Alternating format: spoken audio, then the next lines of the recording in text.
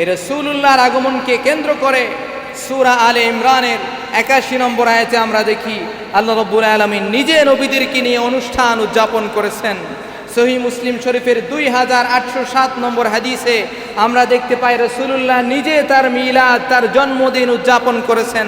প্রত্যেক সোমবারে তিনি রোজা রেখেছেন। এরপরে আল মুজামুল কাবীর লিত-তাবরানী প্রথম খণ্ড ৫৮ পৃষ্ঠার ২৮ নম্বর হাদিসে দেখতে পাই আম্মা জান আয়েশা রাদিয়াল্লাহু তাআলা আনহা বলেন, সাহাবায়ে কেরাম রাদিয়াল্লাহু আনহুম নবীজির মিলাদ সম্পর্কে আলোচনা করেছেন। এরপরে সূরা আলে ইমরানের ১০৩ নম্বর আয়াতে আমরা দেখতে পাই এবং সহিহ বুখারী শরীফের দ্বিতীয় খণ্ড ৫৬ পৃষ্ঠার হাদিসে মোবারকা থেকে আমরা জানতে পাই আল্লাহ রাব্বুল আলামিন নিজে রাসূল পাকের আলোচনা করতে বলেছেন।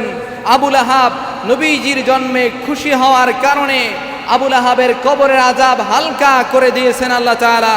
অতএব এই নবীজির আগমনের দিনে আমাদের অনুষ্ঠান উদযাপন আমরা তামাম পৃথিবীতে করেই যাব, আমাদেরকে কেউ ঠেকাতে পারবে না। চিল্লায়া বলেন ঠিক কিনা? বেদাত বেদাত বলে সারা জীবন চিল্লাইলেও নবীজির শান মানকে খাটো করা যাবে না। বরং ১৫০টা রাষ্ট্রে পৃথিবীর প্রায় রাষ্ট্রীয়ভাবে ঈদ মিলাদুন নবী উদযাপন হয়। সুবহানাল্লাহ বাড়িতে গিয়ে বললেন। অতএব এই ঈদ মিলাদুন নবী সাল্লাল্লাহু আলাইহি ওয়া আলিহি ওয়াসাল্লাম আমাদের উদযাপন করার দরকার আছে না নাই?